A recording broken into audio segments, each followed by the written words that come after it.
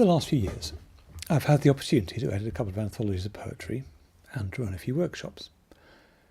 I've also been looking back at some of my own early poetry. Together, those experiences have produced some thoughts about rhyme, which I think might be helpful for anyone starting out in poetry. Fundamentally, rhyming is dangerous in poetry. Well, maybe that's going a bit too far. After all, poets have been rhyming for ages. So perhaps I need to modify that initial statement. Rhyme is dangerous for poetry written in English. There are, I think, two parts to the problem, one to do with meaning and one to do with syntax. But before we get to problems, a rough definition of rhyme would be helpful to make sure we're on the same page. Putting it extremely simply, words rhyme when their final syllables finish with the same sound. So, hat and cat rhyme, as do bat, mat, fat, tat, begat. Note that it doesn't have to be the whole of the final syllable, although it can be. Operation rhymes with dictation and constipation. So why do we like rhyme?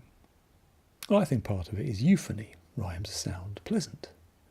But in poetry, rhyme acts as a marker, indicating the ends of lines and linking them together. Rhyme gives structure to verse. So far, so good. Rhyme has a function in poetry. But to use rhymes, you have to find them. And that's the big challenge for writers in English.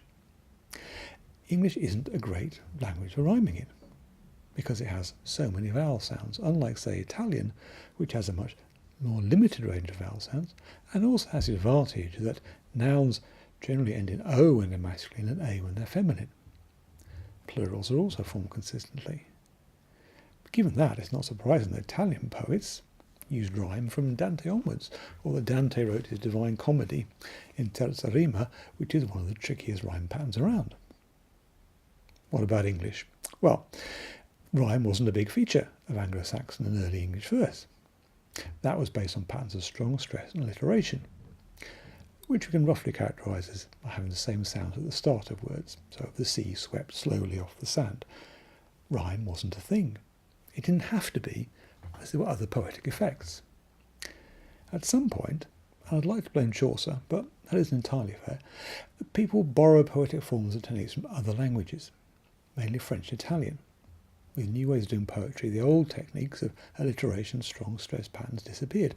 Gradually, not immediately. The English poets found themselves rhyming a language that wasn't that great for it. That's the root of the difficulty, which, as I said, appears in two different ways. The first problem is meandering meaning. Take a look at this octave from a sonnet. It's a terrible one I wrote decades ago. It rhymes using the Italian pattern where lines 1, 4, 5 and 8 rhyme, and lines 2, 3, 6 and 7 have different rhyme. We usually refer to this pattern as A, B, B, A, A, B, B, A. And what can we see about it? The first thing is that I didn't have enough A rhymes, so room ends up repeated in lines 1 and 5. But the more serious issue is that my desperate search for rhymes ends up dictating the thought and meaning of the poem. Look at that second B word, old. Yes, it rhymes, but old crowd? These are people who've been dead for 1500 years. Just no. Then look at the next pair of B rhymes, bloom and room. Yes, they rhyme, but the thought expressed in those two lines could easily be conveyed in one line, not shared out over two repetitive lines, each with an unspecific sum. And also, why are they blooming? What does that even mean? I might be tempted to let my young self off flowing gold, even though it smacks of deliberate poetry, but tall clock tolled. It didn't toll. Clocks don't toll, bells do. But I needed that old sound. In that whole octave, the need to rhyme has driven the choice of words and imagery. I'm reminded of someone trying to cross a stream by bouncing from one stone to another, choosing the next rock from those nearest to them until they finally get across, but ending up a long way downstream from where they wanted to be. The second problem rhyme causes is mangled syntax, which has two linked manifestations. Imagine we need to find a rhyme for the word standing, as I did and wrote a terrible ballad like this. For there, close to his fireside, a foreign knight was standing. How about handing? And oh, most courteously his wife a rose to him was handling. I can reconstruct my younger self's satisfaction at managing the rhyme, but syntax has flown out the window. A rose to him was handing is a grotesque word order. should be was handing him a rose, but standing and rose don't rhyme, so I messed up with the syntax to get the rhyme. This syntactical mangling shows up another way, often in folk songs, as tenses are messed up to give a tidy past participle, which is easier to rhyme with. Look at Frog went a-courting. Frog went a-courting, he did ride. Frog went a-courting and he did ride, a sword and pistol by his side.